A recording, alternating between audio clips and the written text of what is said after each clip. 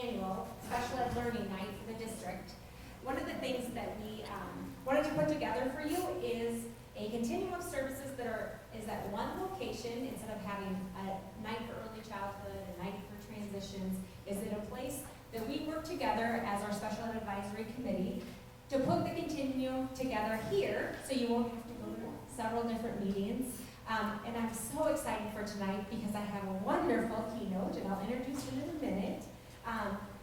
Prior to starting, I want to thank the Special Ed Advisory Committee members who helped tremendously put this night together. The Grantwood AA staff, they've helped immensely, and Kirkwood Regional Center for letting us use this facility. It's beautiful. We're so excited. Just some housekeeping things. The restrooms are down the hall and to the right, I believe, correct? And as we'll have a keynote tonight, I'm going to do a little PowerPoint just to tell you about the continuum of services, and then you're going to have the opportunity to peruse all of the different services that are available in the district out in the foyer and down the hall in room 118. In addition, I want to thank all the community members who have come tonight and put tables together to represent all the different resources that are available. So our hope is that you take those things with you as well. Okay, so.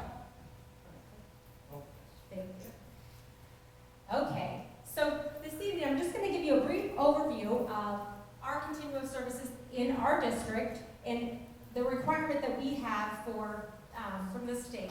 So again, the Individuals with Disabilities Education Act provides a free appropriate public education for students with disabilities, and it provides those procedural safeguards for parents. Go ahead. Okay. And I had the opportunity to visit Shimmick Elementary the other day, and this is a wonderful.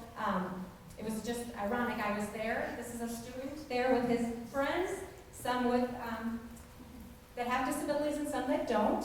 And the newest principal there, and that's Savannah Conley, who was also previously one of my coordinators. So we say this a lot: children with disabilities must always be considered general ed students first. We have the obligation to the maximum appropriate that children with disabilities be educated with their same age peers and in their home school, closest to their home school. If the severity of the disability is unable to be provided with these supplementary aids and services, then we may look outside their home school. And this, if you can't see very well, I put this little visual together regarding the continuum of services, meaning general education students all the way to homebound instruction, if that around that continuum. But again, it isn't linear, that you have to go here and then there. You can go back and forth, you can blend services. The least restrictive to the most restrictive. And so, what does special education service delivery include? It includes specially designed instruction. For example, sometimes students with 504 plans, they need accommodations to access the general ed curriculum and their peers, where students that are eligible for special education need explicit instruction is delivered specially designed instruction. And that can happen in the classroom, in the general education classroom, or pull out and, again, ebb and flow along that continuum. Including related services and non-academic services and activities. And then again, our goal is to provide a free, appropriate public education in the least restrictive environment. And instead of sitting up here and telling you all about our continuum, you get to go and view it in just a few minutes. But prior to that, I want to introduce, this is Jason Balmer. Jason Balmer is my counterpart, or my colleague in Urbandale Community School District. He's the director of special education there. He has served in that role for the past 6 years. Prior to that, he was a school psychologist, dark side of TV, for Heartland AEA. I'm completely kidding. These two are my good friends, and they're school psychologists as well. So he has agreed to come and talk to us. He has lots of life experiences. He was an eligible student, had a learning disability, a significant reading disability, and he's going to tell you all about that and what he's going to suggest you all do is having a high expectations if you're a parent, a teacher, and if you are yourself are struggling with that, what you could do some kind of life lessons. So without further ado, Jason Ballmer.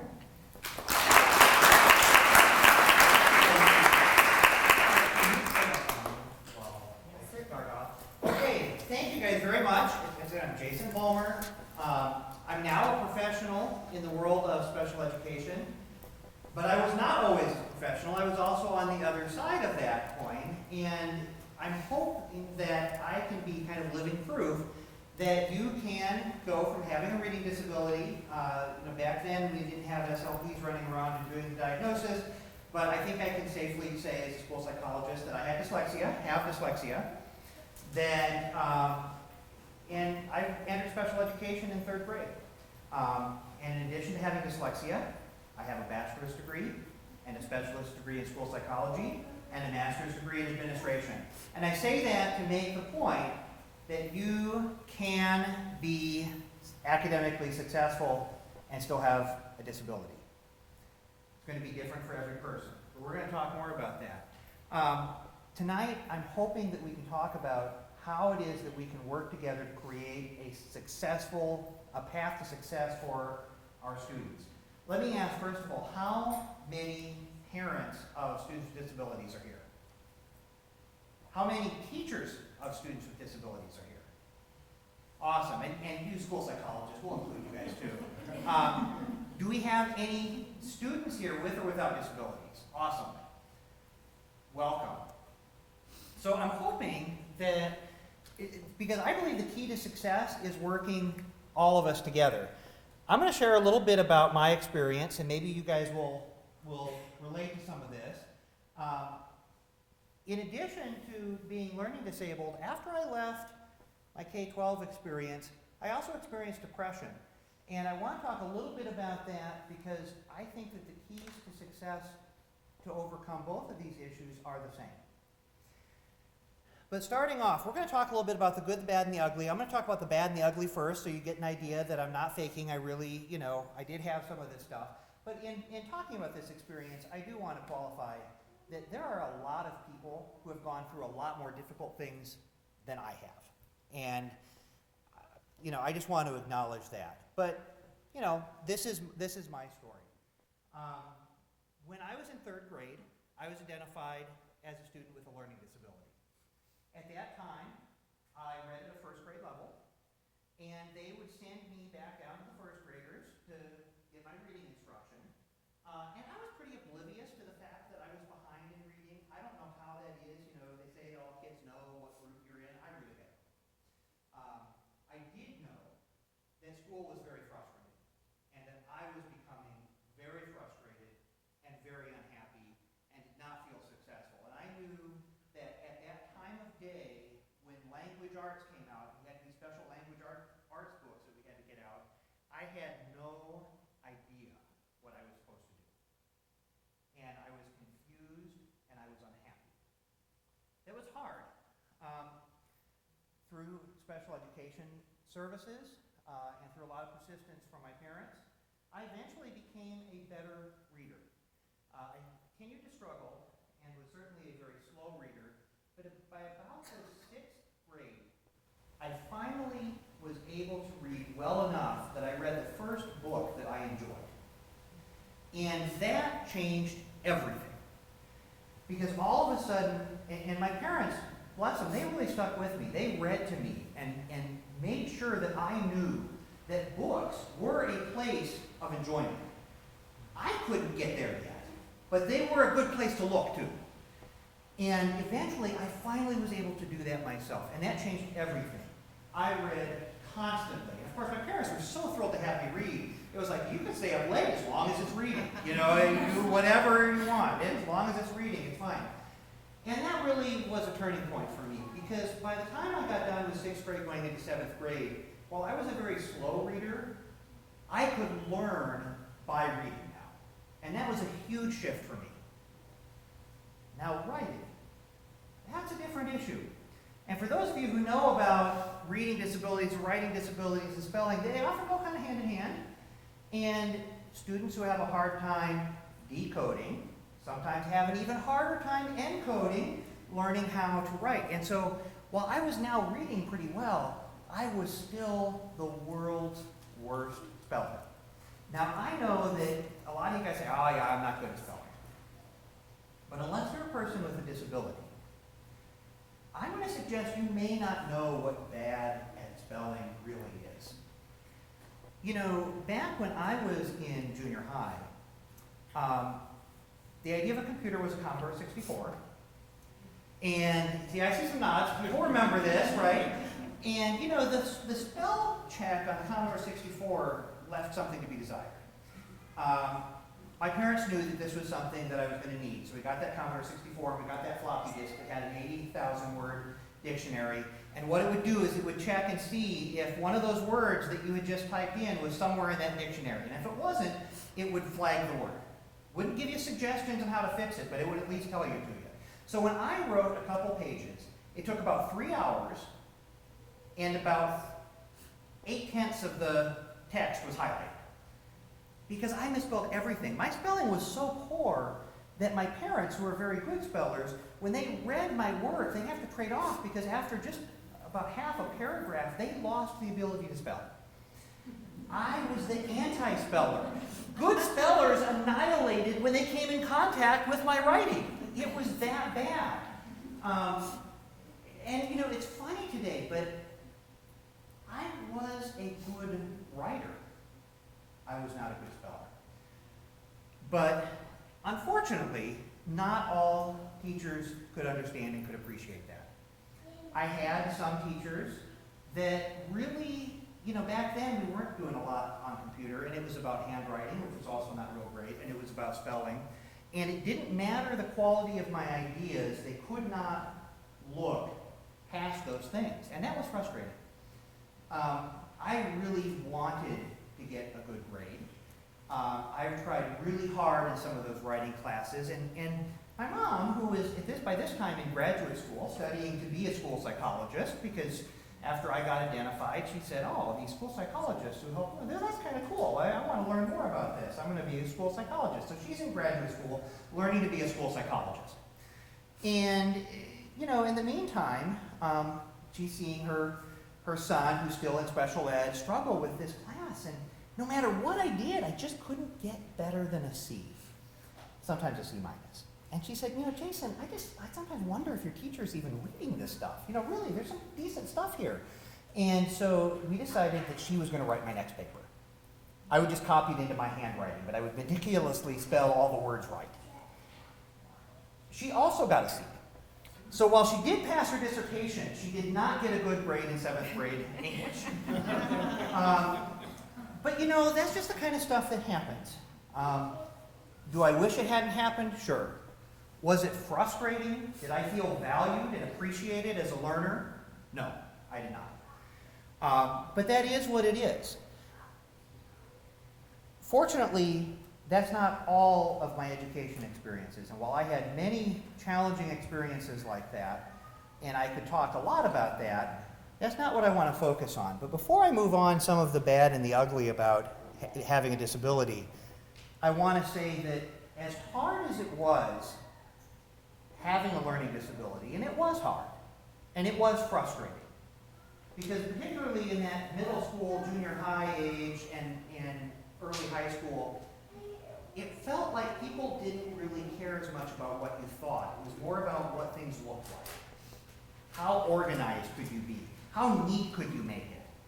That was hard for me. And so it felt like school was all about the things that were hardest. But as hard as that was, the most threatening thing for me was actually after I went to college. And when I started to experience the first time that I was depressed. Because that was the first time in my life that I felt truly broken. Growing up and not being good at spelling, not being good at reading, that was just who I was. And I had come at peace with that. But when I stopped being the person that I knew as myself, that was hard. So, what do we do to get through that? You know, I had a lot of positive influences in my life that helped me get through this. First of all, I had a mom and a dad who were great advocates, right? My mom was such a good advocate. She went back to school to learn how to do this stuff herself. Kudos to her.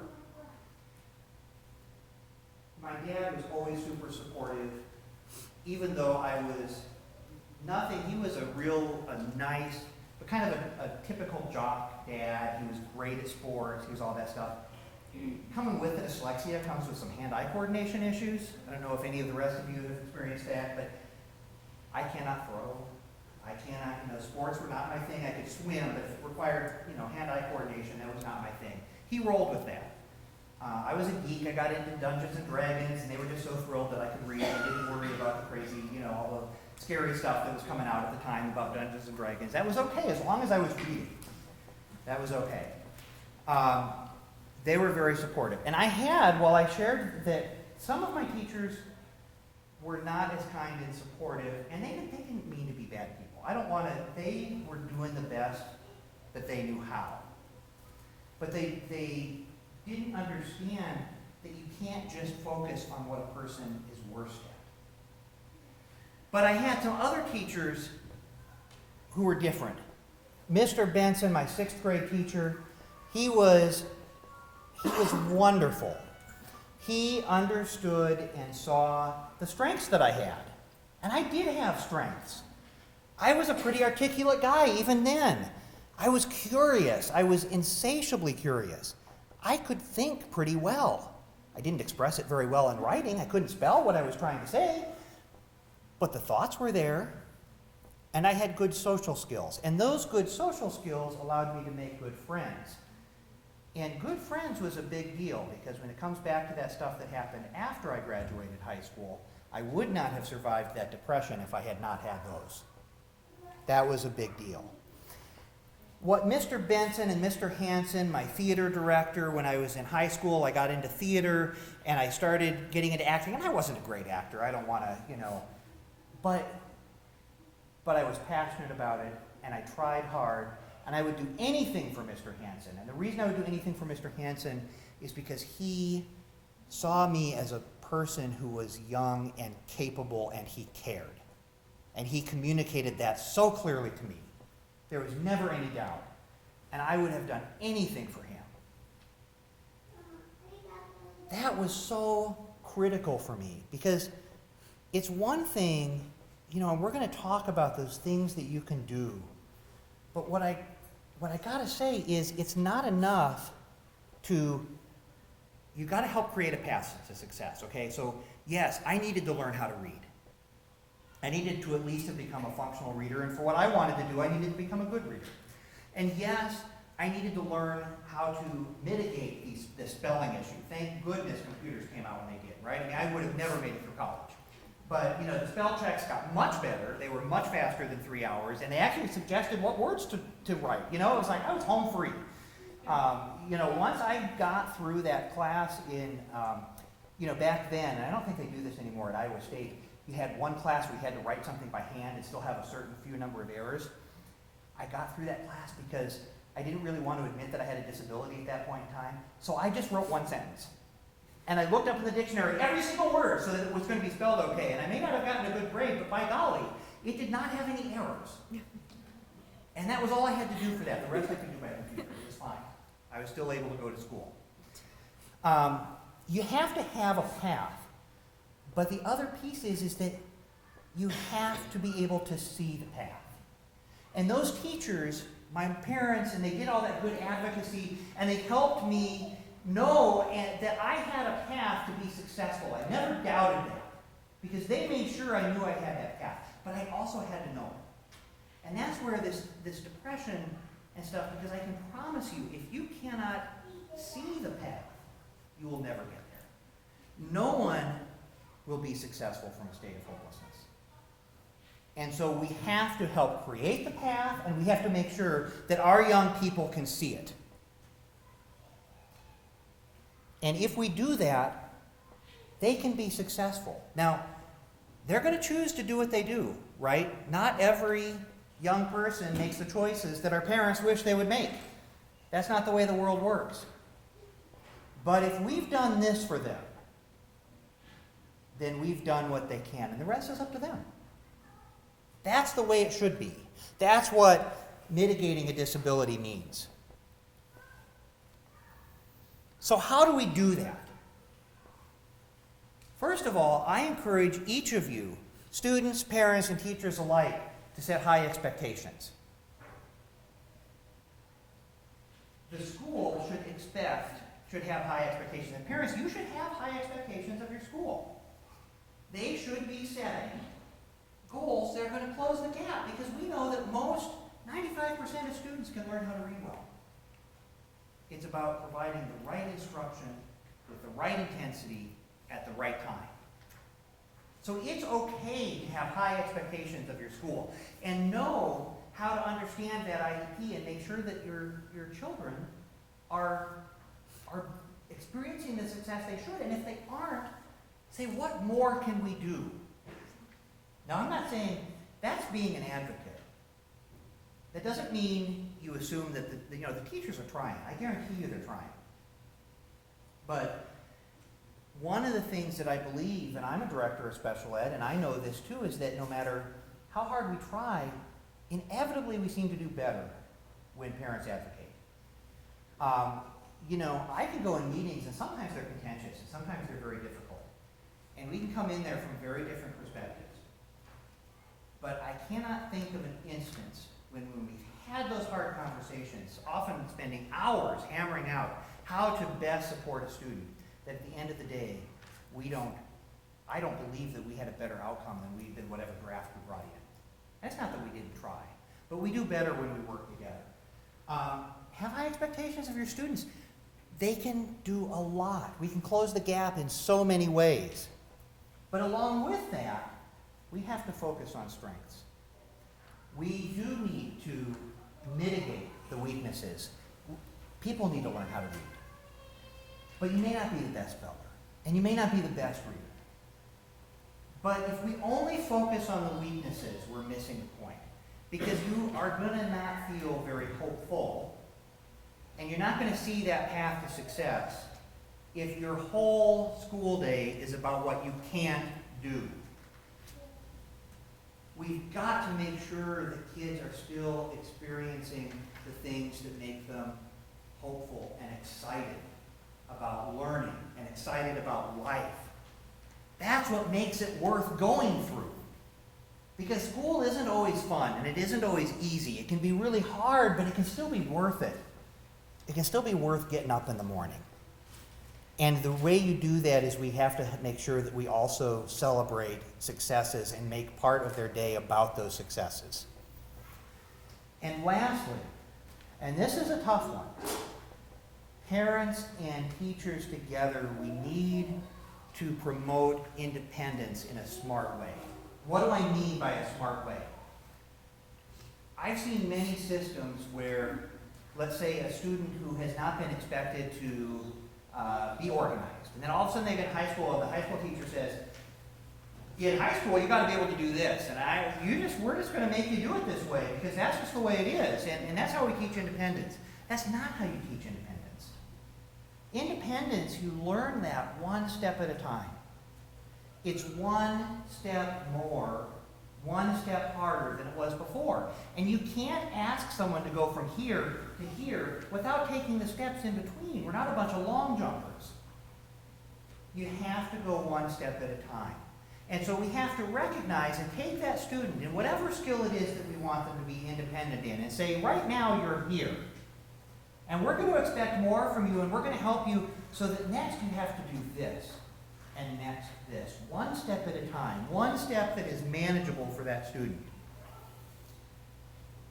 The other thing that I'll caution people on, and it flies directly to this, is that when we're working with our school, whether you're a teacher or whether you're a parent, be very thoughtful and cautious about the use of associates. Now, it's easy for me to say that as a director because, yes, associates, they cost a lot of money, and and we have deficits, and oh my gosh. But in seriousness, associates can be the best and the worst thing that ever happened to a kid. You have to ask, is having an adult follow you around in high school a least restrictive environment? Most kids I know don't want that. And I don't think that in many cases it's good for them. Now, there are times when we absolutely have to have associates.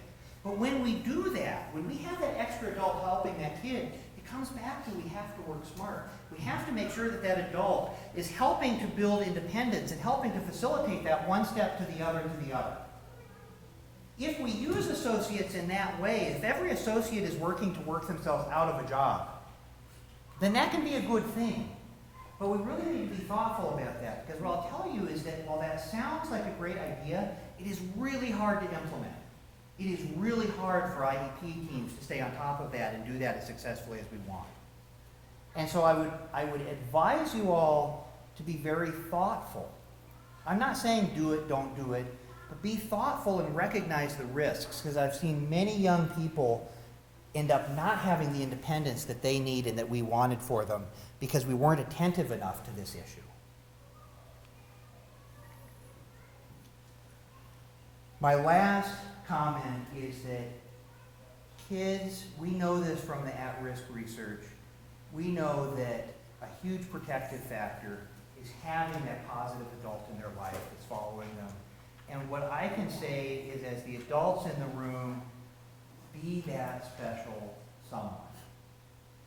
Those few teachers and my parents are the reason I got through, and then I made those friends, and they're part of the reason I got through. This stuff is hard.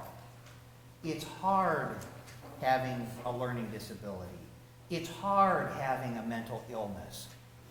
Life is complicated when you do those things. It's hard not being yourself, not having your brain work the way it's supposed to. But when you have those special adults who stick with you and believe in you, then it gives you that hope that you can see that path to success. And that's the first step to actually realizing it. So I encourage all of you to be that special adult for the students in your life. And that's it. Are there any questions?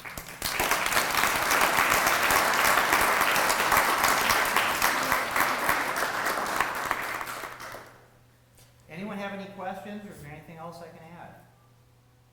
Yes? I bet you are great at your job. Well, I hope so. Urbandale hasn't fired me yet. So far they think I'm doing okay. I sure try. Other questions? You guys, thank you so much for inviting me out here tonight.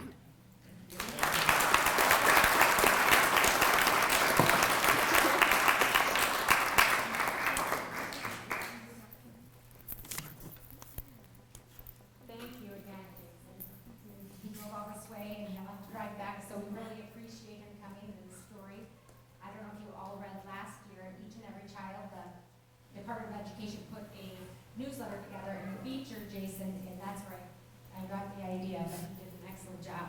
So now the fun begins. We're going to have a student panel, and that's our secondary transition. It's going to be in this room, so we'll have a rotation. It's actually on your, we're not going to ring a bell or anything like that.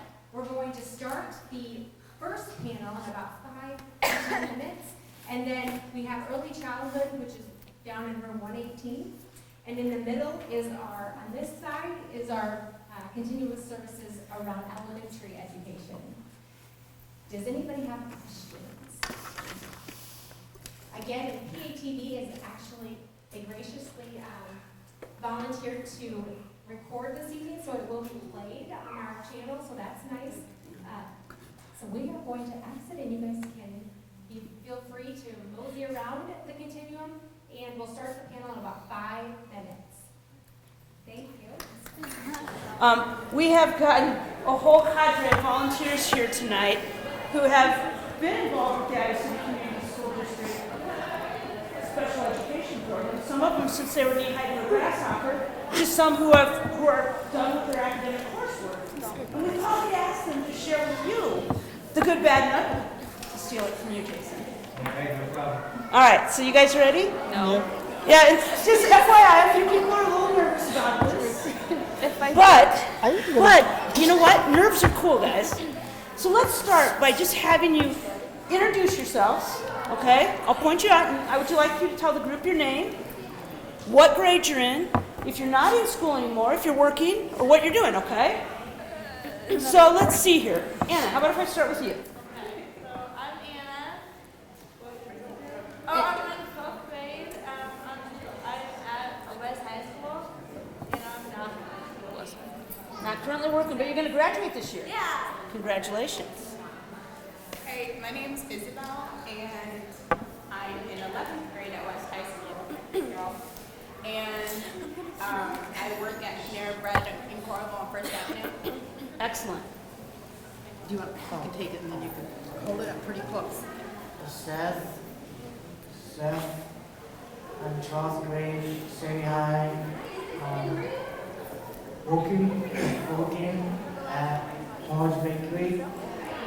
Awesome. Perfect. My name is Tanisha Robinson, and I am currently at Transitions, and I am not working right now. Perfect. My name's Amy, I'm at TSC, and I'm looking at Wendy's. And what is TSC? Some of these people- Transition Service Center. Perfect. There. I'm Derek. I am a freshman at Kirkwood Community College, and I work at Oakland.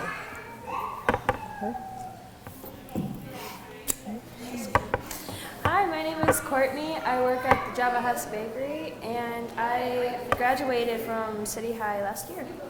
That's not what to say. Hi, I'm Kendra. I'm at high school. I graduated last year, and I work at Walmart. Perfect. All right, so, here, I'll steal that. Our next question, so we've got a whole group of kids, from 11th graders to kids who are doing 4+ programming, okay? Who've finished their academic coursework and have moved on into employment or college. All right, so looking back at your school life, guys, how does school help you? What does school do that is helpful for you? If you're giving advice to these people to tell them things that you liked, that were really good. Britt, can I start with you? How did school help you? Well, school helped me by overcoming some obstacles that were actually hard. And I learned by taking my teacher's advice by calming or doing some methods that actually helped me to think of the word I'm trying to think of. Yeah, thank you. Get through what I was struggling with. So, Perfect. Great answer. So they helped you come up with ideas and ways that would help you. yeah. Amy? They help me cause independence, helps with decision making, help me get a job, it works with my money skills, and work on goals. Wow, so you do a lot of different things, from cooking, cleaning, to working, and figuring out how to deal with budgets. Great. Transitions helped me by being a more responsible person and learning different bus routes and budgeting and a lot of other things I didn't know to do on my own. Cool. Seth? How did school help you? Well, the school just helped me to do like more money, debit or cash, and then it's helped me like do like the bus route, get it ready, and then just down the one where we do and pull from money still how much Great. And Isabel, you're still in school. These guys have been talking about things that they're doing after school and transition services, or although Seth, you're still in school, and beginning to transition. What things are you doing in school does school do that helps you? Alright, so school pretty much just helps me, and teaches me to do things pretty much every other day, kind of. And it also helps me get ready for college and my future by giving me certain classes that I would need to know and be prepared for within college. Excellent. And what do you want to study in college? I would be a teacher for younger children, so in preschool and elementary, because I'm mostly with the children more than adults. Everyone in this room is that way. Okay, so like for me, it teaches me to be more social with people and like without school, like I would be shy and everything, and I'm terrible with people.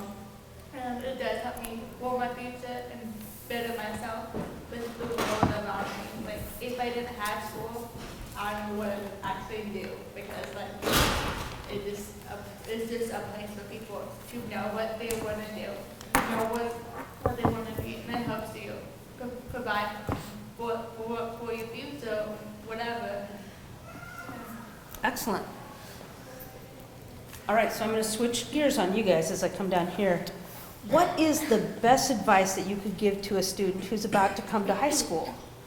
Some of you have to think back a couple years, but for somebody who's coming to high school, what advice would you give them, Kendra?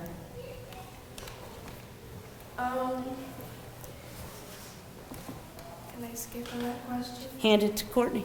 Of course you can. Well, hello. I got a lot to say about that actually. It's not as hard as you think it actually is. It's almost like junior high and also like, you know, elementary school. It just has like different aspects of it.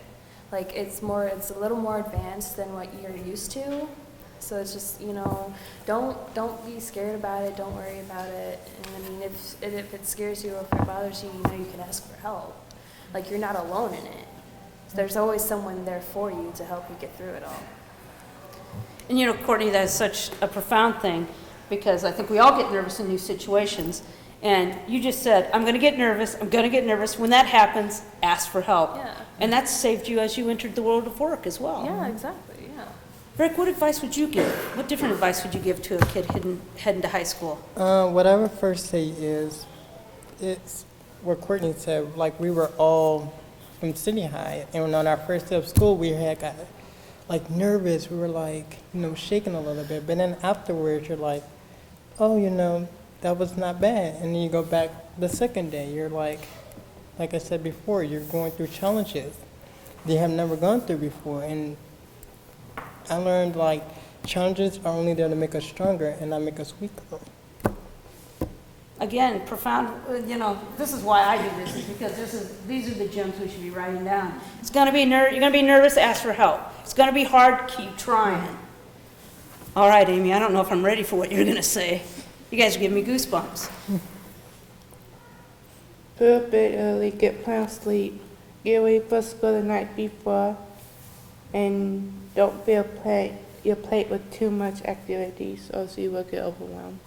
Wow, again, be prepared, be organized. Great answer, Amy, really good.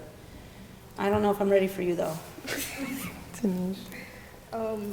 I would ask as many questions as possible, like, cause you're gonna be lost, and like without asking anyone, you're gonna be lost. And open up to people, like don't be nervous, and that's how you get like a lot of information if you just open up and not be like so nervous.